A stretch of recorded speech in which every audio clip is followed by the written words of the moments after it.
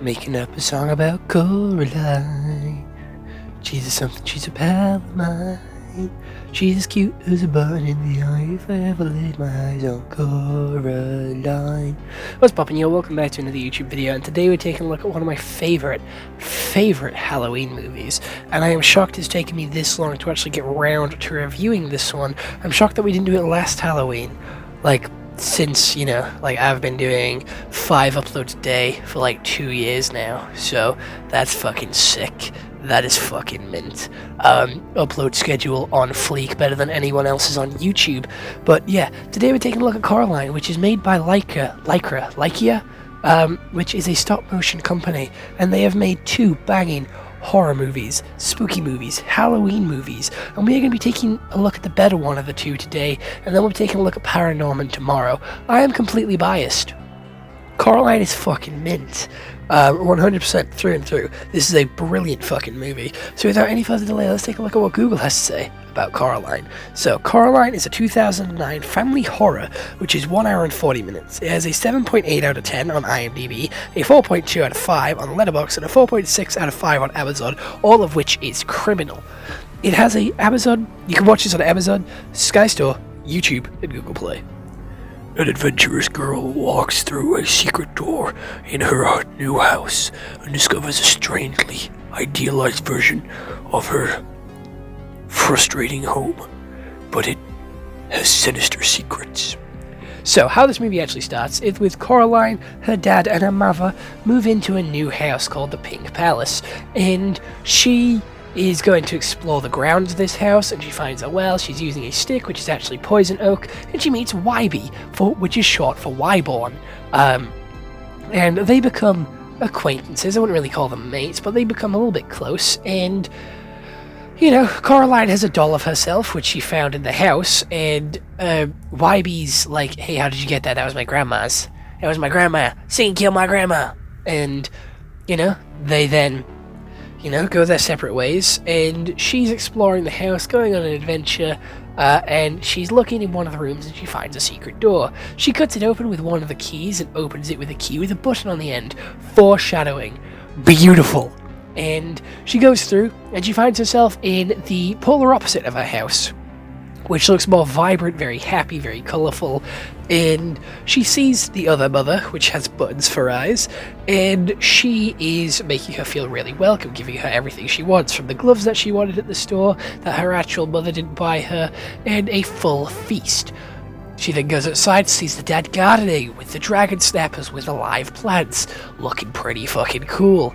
She then goes back to her own world, and then she goes back to the other one at night because she's excited by this new world, she's entertained by it, she wants to see what it has to offer. Shit's going good. Then she gets offered to have buttons in her eyes. She says no. She goes to sleep expecting to wake up in her actual place, but she doesn't. She then tries to sneak home, and that's when everything turns to shit.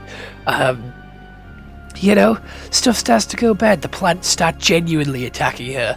The other people in the house genuinely start going for her, from the nice 2 old ladies downstairs who put on a very good acrobat show to be demon mermaids, and the guy upstairs who put on a very nice circus act, now having rats made of sand who are trying to eat her.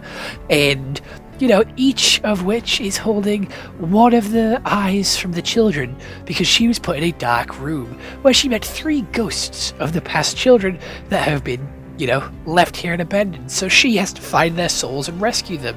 And then she also has to find her parents to rescue them as well, and defeat the other mother who turns into a spider to try and eat her. She manages to escape, saves the other mother, saves her actual mother and her father, and then they all live happily ever after in the Pink Palace, and I think it's pretty fucking sick, not gonna lie. The premise, the concept is cool, the mystery about it, the other world, which is way too good to be true, and how it slowly turns into something dark, something evil, and again, there is so many creepy scenes, from the transition between the other mother to the demon other mother, the spider one, where she grows very slowly, turns really skeletally thin, gets very bug-like, and gets a very pointed chin and nose, honestly really fucking cool, and they did it all in stop motion.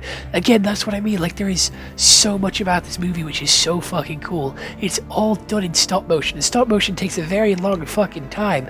You gotta move it bit by bit, fucking like centimeter by centimeter, like inch by inch. You gotta move it so slow, and it takes so long, and you gotta take pictures of it all. It's such a slow way of making a movie, but it just flows so well. It looks so good, and honestly, I love it. Like, Wallace and Gromit is also stop motion, and so is Chicken Run. But like Lycra do it so well. Like Lycra do it so good. They do it different. They're built different. They make like a movie every couple of years. Not gonna be honest, like it's like every 2 to 3 years they have like a movie coming out. They had like Kubo and the Two Strings, they had the Box Trolls, they had Paranorman, and they have Coraline. They have so much shit coming out, gonna be honest. And again, seeing like the effects of the other world take place in the real world as well, with like them taking the mum, and like how she has to go and like save the other kids by like going and fighting the other residents in the house, and how they've all been corrupted and changed by this world, and how the mother is like the one winding her web, controlling it all, the cat being her guide from both worlds. It is just so fucking clean. It looks so fucking cool. It's so like awe-inducing. Like we see this vast world filled with color, life, vibrancy, and happiness, and we see it slowly change, decay, and go grey by the end of the movie. And there is so much tension with like the time stress towards the end of the movie, where she has until the button covers the moon to find it all and escape. And it's sick. Honestly, it's so fucking cool. I could be biased. I don't give a fuck if I am. Like, this is a incredible premise of a movie. Like, I don't think we've seen anything like this. Like, nothing like this is coming to mind. Like, this is so fucking cool, so fucking unique. This is such a cool story, and I love it. I love it. Like an alternate world, which is the same as yours, but like dark and different, but it's like enticing you with how good everything is. And again, with the contrast of Coraline being a very easily influenced, like again, she's a kid. Kids are easily influenced. Like they will like take you at fucking face value. She did not see any of it being like too good to be true. She was just happy to be there and like happy to, you know, be treated. Like, I'm not saying her actual mum treated her fairly. Like, obviously moving to a new house is stressful, starting up at your new job to make a good impression is stressful, so they just obviously didn't have enough time to spend together as a family and do stuff together. They had to unpack and stuff, but like, again, Coraline is still a young child who does need that attention, but again, like, she is old enough to like entertain herself a little bit, so I can see where they're both coming from, but it is still very interesting to see the contrast between the mothers, and then how the other mother is actually like the dark, evil one who has been trying to manipulate her this entire time. The cat's a dick as well. Like, the cat is just a straight up dick. Obviously he has the hero arc, like the self-sacrifice at the end to save Coraline, which wasn't really a self-sacrifice because he comes back at the end anyway. And again, we don't really get an explanation of why the cat can traverse worlds and why he can talk in this one, but he can, and it's cool. The tunnel scene is so fucking iconic to Coraline as well. I think we've had a Funko Pop like recreate that scene, which is really fucking cool. And again, just the world being like I want to say pocket dimension because it's not very big. No matter what direction you leave the house, you will always end up back at the house. And I think that's really cool as well. Like, there is no way you can leave. And again, even if she did manage to like walk away from the house, where was she planning to go?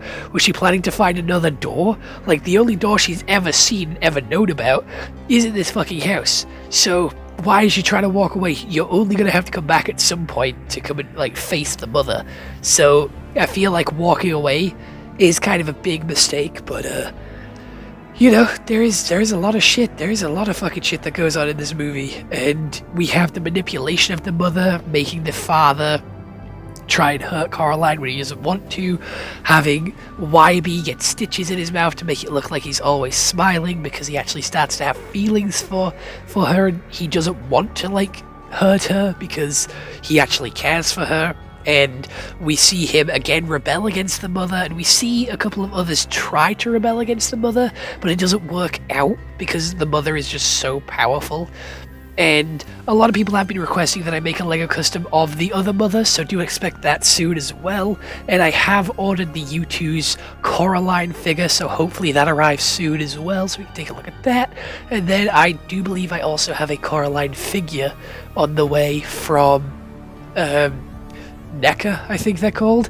So very exciting, a lot of Coraline stuff coming this Halloween, so I hope you're all excited. Again, it is one of my favorite Halloween movies, and it is one of the very few movies that I can actually rewatch without getting bored. Like normally, if you've been a fan of the channel for a while, you will see that I'm not a huge fan of rewatching movies because it does bore me because I know what already happens and it's predictable, but this one is just such a good movie that I can rewatch it over and over and over again without getting bored, and it's just so good. There is so much good to it, like story, brilliant, animation, beautiful, voice acting is also really fucking good with the range of emotions, how the other mother can be so sweet, but then so like evil and nasty towards the end. It shows such range, and we see her like slow descent into like madness as she isn't getting what she wants from Coraline. It is just chef kiss, 10 out of 10. Fucking love this movie. But other than that, let me know what you guys think of the movie down in the comments below, what other movies I should review, and I'll see you all in the next one. I hope you all have an excellent day, and goodbye, stay home and stay safe.